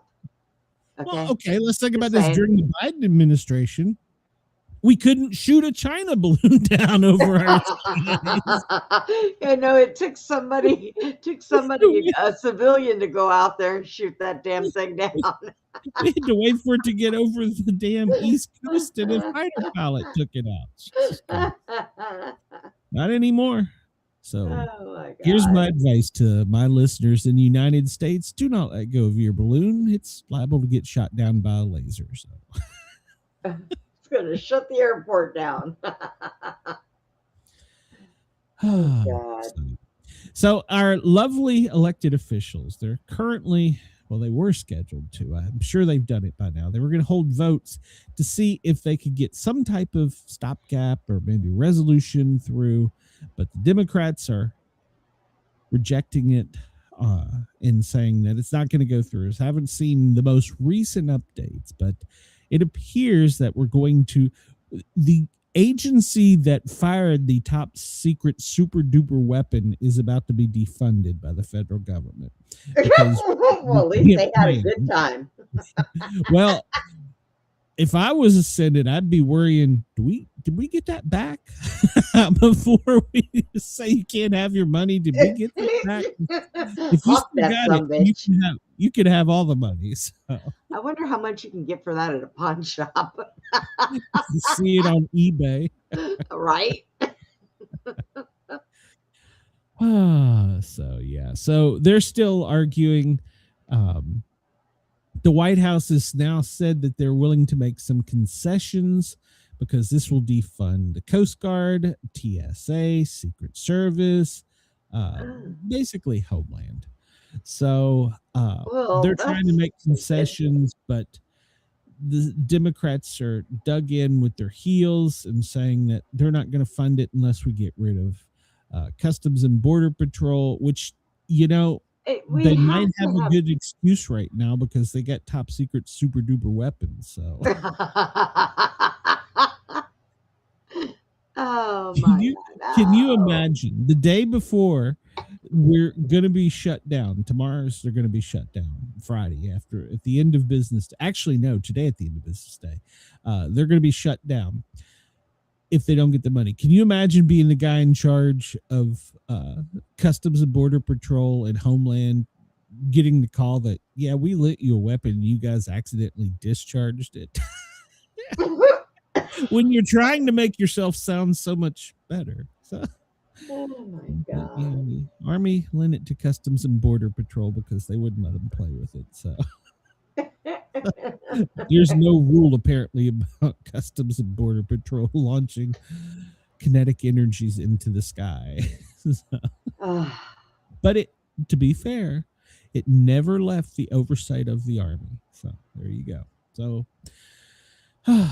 So the House and Senate are still arguing, and the White House is trying really hard to get a deal to fund them. But the good news is, at the end of business day today, they're recessing early. They're not going to be, the House and Senate are not going, as of when we came on the air, not going to be in chambers Friday. And next week, they're gone for the whole week. So the good news, if by the end of business day today, they don't get this funded somehow, they're going to be gone for a whole week. So, yeah. This is our government, people. So, but there are some good things. The Trump administration said that they found 3,364 unaccompanied alien children who went missing from the previous administration in Minnesota. So in addition to taking bad people off the street, they found stolen kids. They found kids. So they're still doing good work, even though they're blowing shit up without asking permission. But they're still doing good work. They've made arguments. The Democrats have that the ICE is bad, but their tactics, except maybe for launching a laser, have been working. So I honestly can tell you that if somebody handed me some kind of a brand new weapon I did not know, I'd want to shoot that bitch too. I mean, I can't fault them. I can't, but it's just no. But I would have aimed towards the desert and probably set up some tin cans or something. They've never tested this top secret super duper weapon. So did they even know what it was going to be? Probably not. How do you know when you push the red button what's going to happen? Hey, first time you buy a Beretta, how do you know when you pull the trigger what's going to happen? Or drop a Glock. I agree. Drop a Glock. That's right. So Trump is now backpedaled and said maybe he was being a bit harsh on not inviting the Democrat governors to the White House to meet. Just a little bit. Now they're all going to have a big 3-day meeting at the Capitol, February 19th through 21st. Oh, sure. Tell us where they're all going to be all at once. Democrats, just don't tell the guy with that super duper top secret weapon. See that dome? That's your target. You're going to get people calling me. So yesterday during a speech where Trump was giving, by the way, he got a trophy yesterday. Oh, good God! From the Olympics? No, from the coal people. He got a coal trophy. Swear to God, not making it up. During his speech, he got tongue-tied and apparently did word salad.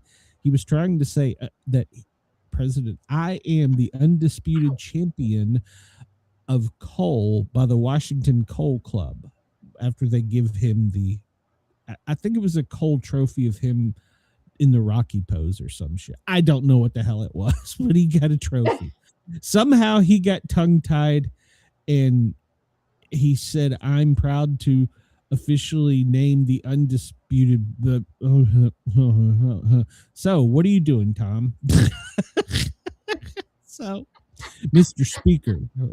Speaker came to his rescue, who was standing behind him.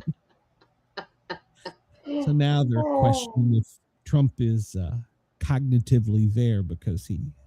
Well, now wait a minute. He had a moment of gibberish when he was being handed the undisputed champion of coal trophy from the Washington Coal Club. Now, Glenn, you do that at least 15 times a day. I am not in charge of super duper top secret weapons. So. Yeah, then if you meet the right person, you'd get to borrow one. Hey, exactly. All right. Tim Burchett, love you. I'll just bypass this story. I'll bypass this story too. A tourist mom was found dead in a Dollar Tree store, drunk, and well, they're trying to sue to get her repatriated back to her country, and they want $50 million from Dollar Tree. So go look at that on your own. This headline, no, they're probably going to get it. It was in Miami. A drunk woman walks into a Dollar Tree freezer and goes to sleep there and dies overnight. And they want $50 million. Family wants $50 million. Whatever. I'm pretty sure they didn't tell her to walk in there. Let me just open the door for you. So, all right. So, who is Kayleigh Bush? Do you recognize that name? Kayleigh Bush. She's Kayleigh one of the Bush. Bush's grandkids. Well, ain't she? no. Well, I mean, she may be, but she was Miss North Florida. She was crowned in 2024. And they have Miss America has stripped her of her title. Do you know why they stripped her of her title, Brenda? She was the border agent that got hold of the weapon. No, they give it to her in that case. They wanted her to sign the next contract to compete in the next whatever pageant. And in the contract, it says, and I'll find it down here because I like to fact check things. Let's see. This is what it says. The applicant must maintain her eligibility. So she's got to have a birth certificate, a passport. She must be 18 years of age. She's got to meet all the other rules, blah, blah, blah, blah, blah. And then we get into must be a female. Well, for a female beauty pageant, that seems about right. Okay. A born female are an individual who has fully completed sex reassignment surgery via vaginoplasty from male to female with supporting medical documentation and records supporting medical documentations must be in the form of a certification signed by the surgeon who performed the surgery and notarized along with a copy of the board certification and current medical license. No alternative gender affirming surgery will suffice as acceptable in place of vaginoplasty. So she would not sign the contract because she says that she doesn't agree to compete against females who may not be female. In other words, they're made female by surgeons. Yeah. So she didn't want to compete with them, and they said, well, we're taking your title back, bitch. So they have stripped her of her title and kicked her out of the Miss America program because she wouldn't sign the contract. See some kind of lawsuit coming somewhere. Well, of course, but so what kind of tomfoolery is that? You mean I have to compete against women that aren't women who have been cosmetically made women? Well, and see, look at all the things they asked for. I would just say, you know what? I don't know where all that is here. And just take all my clothes off and say, do I look like a woman? Well, but you could have a JJ apparently. And I don't know. I don't know. But apparently you can. So, and she didn't want to compete against non-born women, natural born women. She didn't want to compete against men. So, Boy, today has made my head hurt so bad. Makes me wish it was Friday. It's not. What? No, it's not. All right, we're gonna get out of here. I didn't get to cover Penisgate, and I'm really upset about that. And I used the word God, you didn't. Currently, the United States is in third place with 14 medals, 4 gold, 7 silver, 3 bronze. A couple of them were broke. So they may be quarters or halves. We're not sure. Norway is currently in the lead with 14 total, and Italy is following. That can't be right. No, that can't be right. Italy has 17, so they haven't changed this. So we're tied with Norway for 14. So there you go. So proud of that. We've made it through the end of the day. We will be back tomorrow at 2:00. Maybe Brenda will have more information about Penisgate for us. Everybody have a great day. Sportcat, Brenda, we're out of here. We'll see you tomorrow. Same time, same place. We'll discuss vagina, penises, and kinetic energy weapons that blow shit out of the sky. So there you go. Everybody have a great day, great night, great whatever the hell it is. Somebody offers you a laser, message me. I want to know all about it.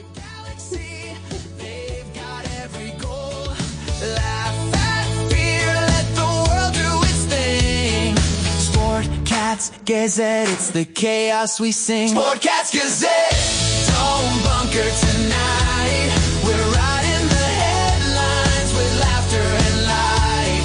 No prepping for doom, we dance in the fray.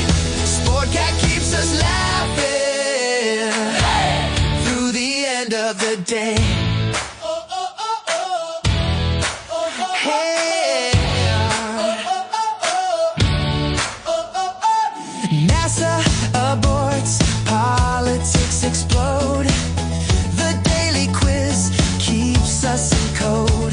Sasquatch, aliens, sports and lore. Every show's an adventure, never a bore. We're here's to Brenda's grin and Sportcat's twist. We're doomsday-proof, we can't resist. Turn up that stream, hit that bell.